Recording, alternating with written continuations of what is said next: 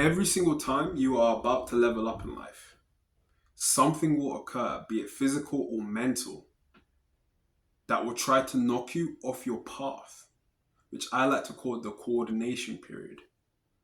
And you're not going to hear about this so precisely anywhere else on the internet. So I ask you to stick around. You're not going to want to miss this one. Every single time you start an endeavor, it will bear fruit and taste sweet, but will quickly become bitter because the seeds you rooted were poorly watered. Meaning, even if you reach your objective, if you're bringing your decay along with you, your traumas, your negative thoughts, the wrong people, it will quickly turn sour and all your work will be for nothing.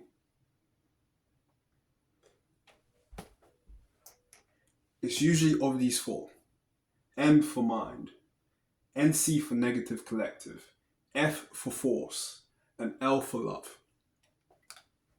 Let's start with the mind. How many of you are creating conscious thoughts based on the ones that are arising spontaneously? If you do not know what I'm referring to, please check out my other video.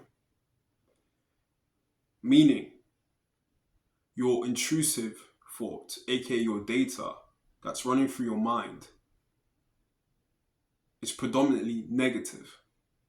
And when you continue to create negative thoughts based on what's arising spontaneously in your mind, that's what you're going to see in your life.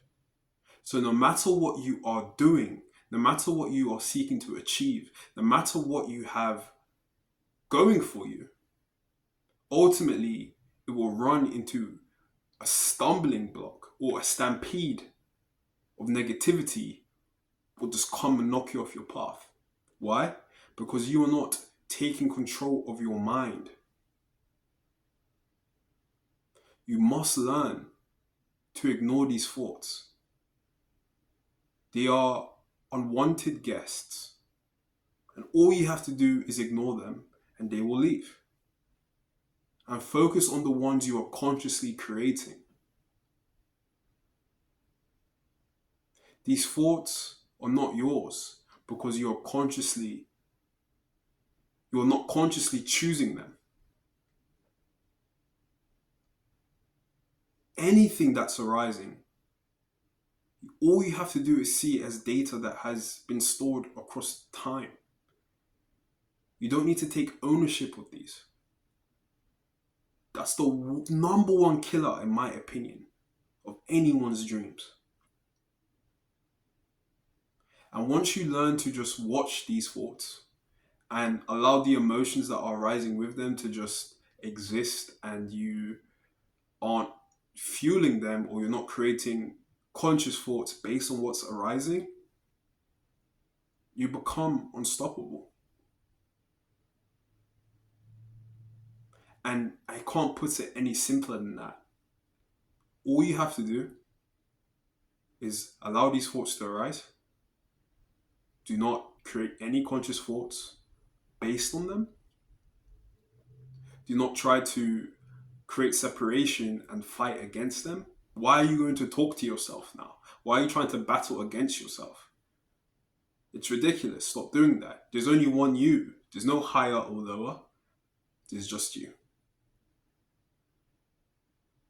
That's the first hurdle. And once you master that,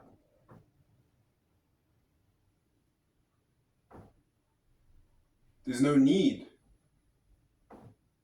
for a negative, repetitive cycle to show up in your life anymore. The second one is the negative collective. For example, this could be friends, this could be parents, this could be cousins, this could be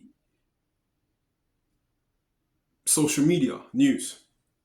Now, you might be pursuing a particular goal that many might seem foolish or many might be jealous of. So the only thing you can do is trust your path and love it. Love yourself. Believe in yourself. Have faith in yourself. Because the number one thing you should do when coming up against the negative collective, right, is note down how they speak, how they eat, how they think, how they live their lives. And then once you've noted this down, mentally or physically, ask yourself, do I want to live this life? Do I want to be similar to them? Is this how I want my life to unfold?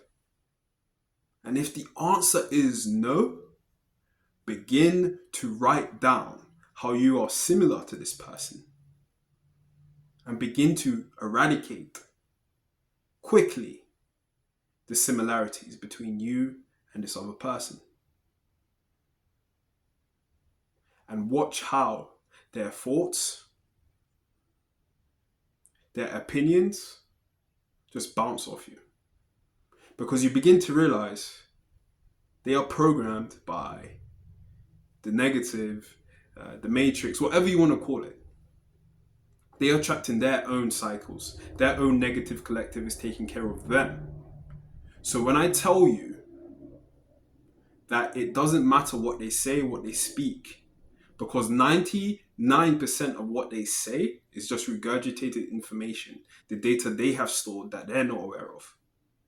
So stop allowing it to be passed down to you. Break that cycle. And that's another hurdle out your way.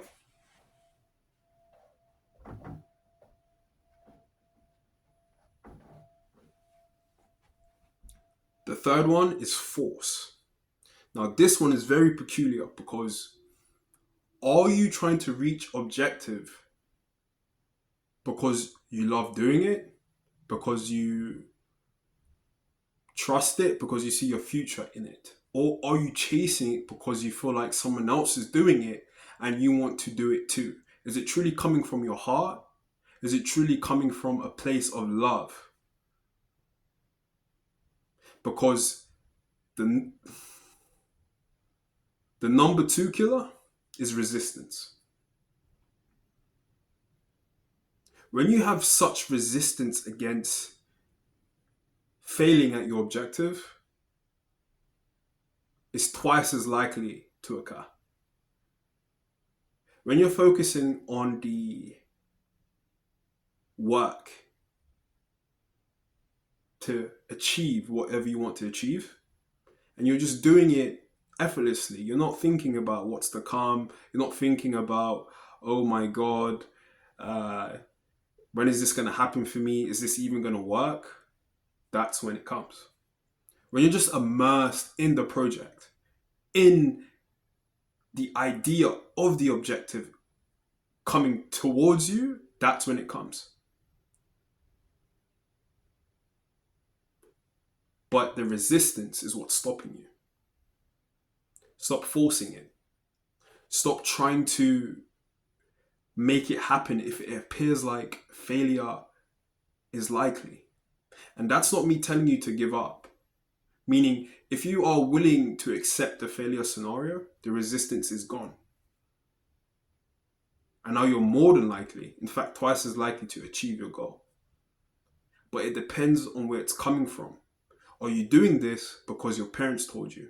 Because you see your friends doing it? Because you saw it like a new hot trend on social media?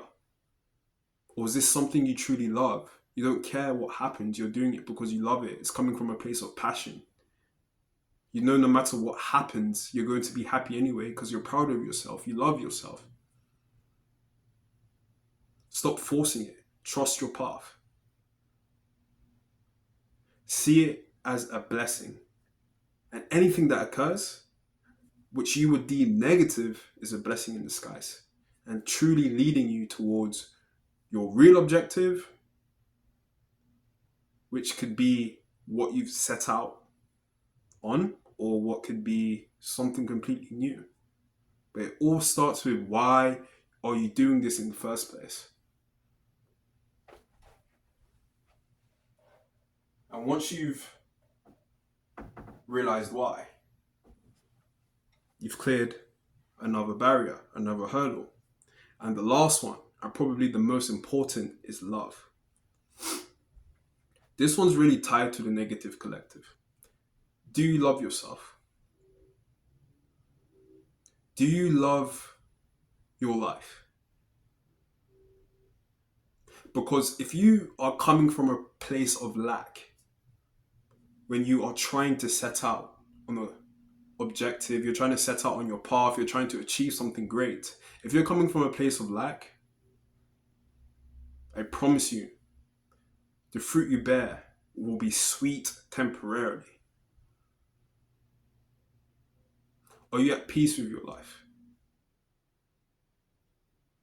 Are you working on the inner work? Are you working on the traumas, the anxieties, your triggers?